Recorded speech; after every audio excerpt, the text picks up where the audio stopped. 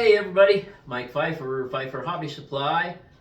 Today we're going to do video number 11. And I don't have a lot of video, and I think I explained it in the videos. Robin and I have been sick with the type A flu since last week. In fact, shortly after I made the last video, both of us got sick at the same time. And it's been not a pleasant thing. We're still hacking and coughing, and as you can tell, congested. And but we are sleeping better now. We're not taking medicine during the day. It is not COVID. I went to the doctor, and it was not COVID. It's type A flu. God knows where we got it. God knows how we got it exactly at the same time. But here we are. Anyway, it's been an unpleasant week, but she's been able to work out in the yard a little bit today and yesterday, and I've been out here working the last 2 or 3 days, short bits at a time. But today I almost feel human. So anyway, this is going to be video 11. I hope you guys enjoy it. And by the way, I'd like to thank all of you guys. I actually broke a recent record on my Google ad money this last time we got a check. It was almost twice as much as it usually is, which means you guys have been checking out some of the ads. You've been going to some of the ads, and it's also due to the fact that I've been putting out more videos. But I sure appreciate you guys going out, taking a look at the ads and that kind of stuff. I don't ask you for anything else. We've said this before. But if you find something you think would be cool, just go to the ad, take a look at it, and because it sure helps me out. I mean, like I say, I don't ask you for nothing else. But I am asking you, if you see something that you don't have to buy it. All you gotta do is go look at it and see the spiel. You don't even have to watch the whole thing, I don't think. But anyway, I appreciate you guys for doing that, because that was a real bump to my budget. I mean, it's extra money, it's play money. But I do appreciate you guys doing it. I do appreciate the fact that it almost doubled. And all I'm saying is, for my sake, would you please keep it up? And let's get into this one and see where I'm at, because I'm getting this close. It was that close. If you remember Get Smart. But anyway, to getting a train all the way around. But I do have a train going all the way around a part of the layout, and you're going to like it. But let's get into this before I ramble on and on and on all night long, because I can now talk like a human being. But let's get into this. Okay, everybody. I don't know where I left off because of being sick here, but anyway, last night I finally felt well enough to come out and work on this Y situation that comes into the yard here. I have not finished it yet because, as you can see there, I made a big boo-boo in the where the switch is versus where the track needs to go. So I had already put down some cork, had to scrape it all up, had to repair or redo the curvature of the cork. Got it over here where it goes now, and now I have to connect it here with a piece of track here. So I think I'm going to work on that, and then I'm going to, then I don't know what I'm going to do. But I have, where you see all the pins, I have all that glued down. You know what? I don't remember whether I glued that track around the back or not. I think I did. Maybe I didn't. Anyways, we're going to just continue somewhere where I left off. Robin and I have been sick with the flu. Maybe I've already said that too. But I'm going to work on this today and see if I can get this connected up to the double crossover. Okay, everybody, here we go.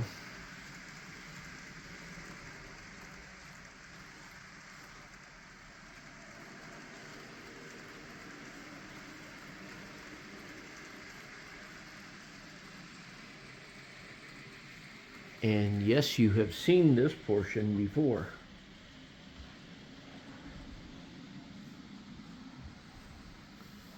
What you have not seen is that portion.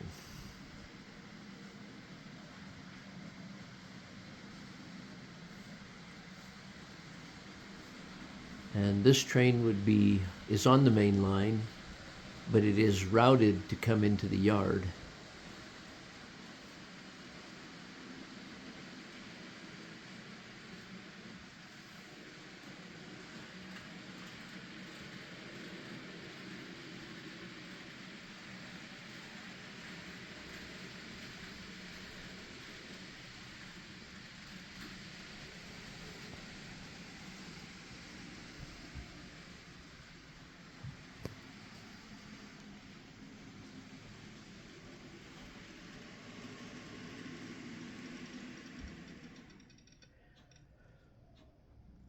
So, all that track back there works. Now, it's a matter of connecting that curve turnout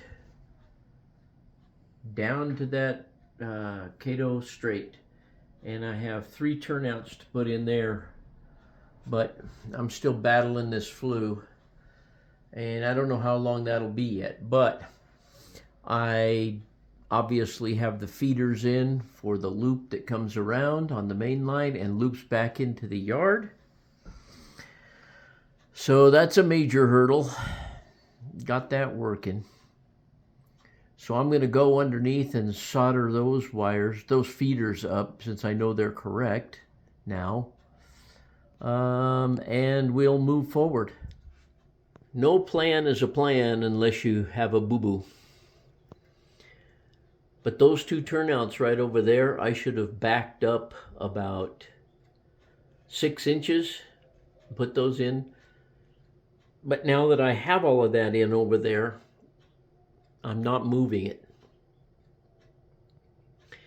And the inner track of that curved turnout is about 6 3/4 inches or 7 inches almost out from the wall. I intended on it being 6 inches. This line over here is 6 inches from the back wall.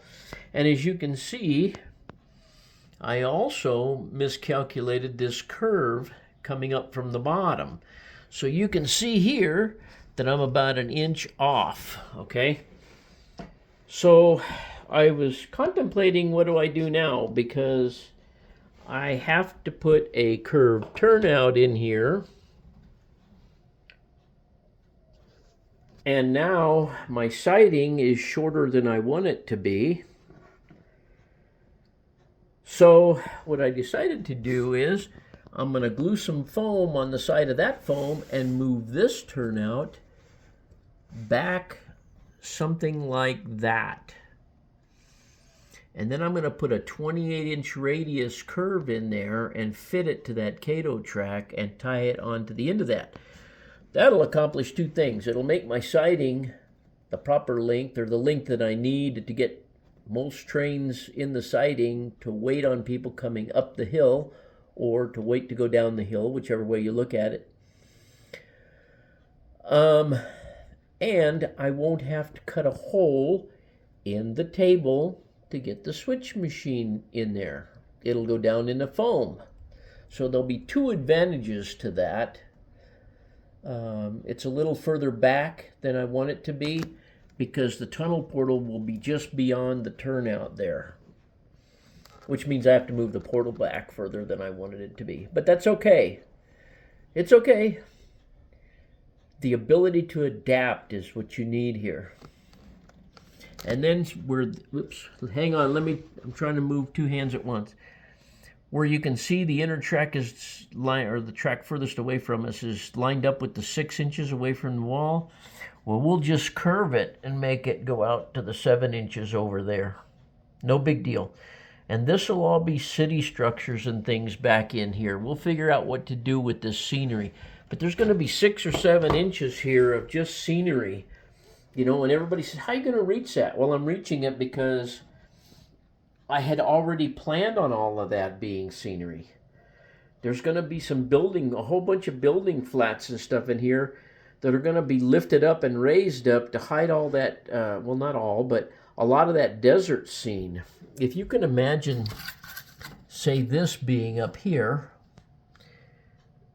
which it's not gonna, but if you can imagine that being up there, it kind of adds some depth.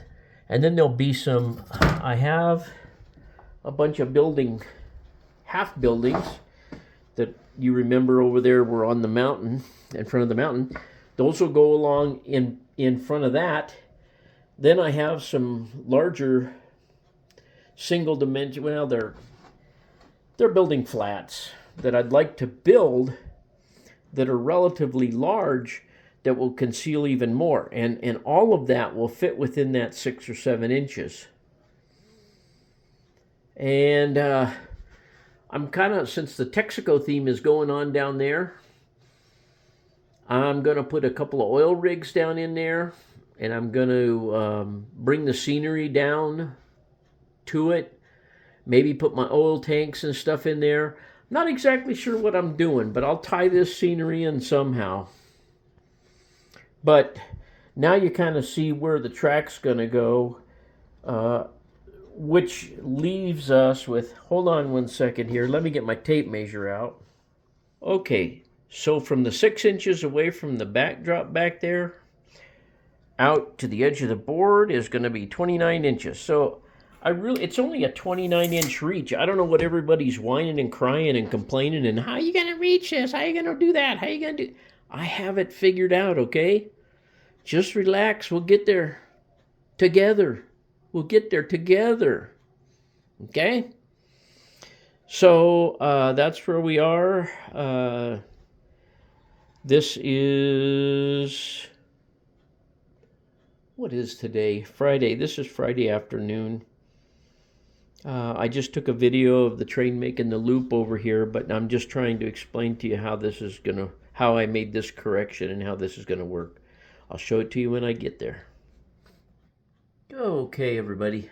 For me to put that little curve in there and hit the center line with that turnout that I want to put in here, I already have a stable platform here, so I just took a piece of that foam riser that I took out over there where the trestle is, and I cut down a piece. I glued the hell out of the side of it and stuck it to the existing foam there, and then I have a flat surface on the wood right there, and I glued the heck out of that. And then I dripped the glue down in the crack here and then wiped it. Now, when I come out in the morning, that's going to be rock hard. And I will have and then I'll put tape on top of that, paint that, and that will be total solid to put the track work on. And then I'll be back on track, as they say. I've got the switch operational. Got it wired up, and it will go somewhere in there, and I can't lay it down flat, but you get the idea. The center line of the one at my index finger will be like such, but we'll make that work right there.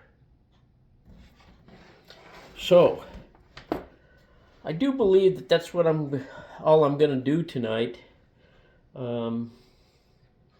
am going to stand out here, give a little bit of thought about how I'm going to work the building situation out here for just a little bit. But that's about it for right now. Okay, everybody. I got cork in around, and from there down to there. Like I say, I'll wait for that foam down there to dry. That lasts about a foot or so. It's not glued down. I'll cut it appropriately at that point. I need to get a switch machine mounted here. When the glue is dry on this this cork, I will start putting track together and get down there and eventually we'll have the loop put together. But there's what I have tonight. Just the backdrop stuff was just experimental over there. It's not enough to fill it up, and I have some other ideas, and some of that will be raised up. Anyway, we'll see how it goes.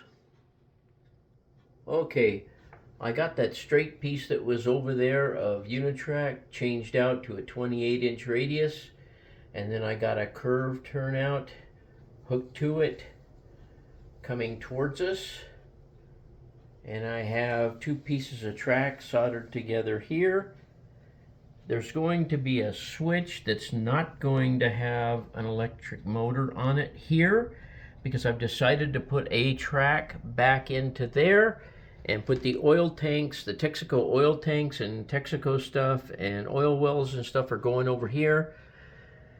So I want to have a place to at least drop a couple of cars to pick up outgoing oil. But they will, to switch that, you will have to reach across the layout, or you will have to stand on about a 1-foot high stool to get there. Just the way it is, I tried to plan the entire layout with no switching that far back, but because that's where the scenery is and that's where the oil facility is going to be, I don't really have a choice. And you're going to probably have to get back there to uncouple and couple cars anyway, so there's no sense in electrifying the switch. Now, the switch right here is the switch that will take you into the Y and down into the yard. It will be electrified. And this leg that doesn't have any track on it and that leg over there will both have auto reversing units on them. Just because I'm an idiot and I don't know how else to do it. But anyways, then that track will continue down. There's a number 4 switch there that will take you around that curve. And let me show you where that is. Okay, so on my map, that turnout is right there. And it'll come around and it'll go to our interchange yard and the sawmill. At least that's what I think is going to go there. But it'll at least get us to the interchange yard. Yeah, so that's what that's going to do. All right, came back out here, got this little piece of the used track and put it in here. And this turnout here, as I believe I said in the previous video, will not be powered because it will be a dead-end switch that will go over here for the oil facility. So there'll be a piece of track attached back there. It'll be a switching opportunity, and one will have to reach across or stand on a, in my case, because I'm short, stand on a stool to throw the switch and disengage and pick up cars. But it is what it is. It's the only place where there will be switching directly off the main line, but it's just evolving into part of the scenery over here. So you can see that I've got that piece of track soldered together, but I'm not putting it in tonight. I'm going to save that for tomorrow. I've got this turnout all marked out. I've got to cut a hole in the board. Got to cut a hole in the board down there. And every time I have cut a hole in this birch plywood without a face mask, I wind up with a sinus problem. So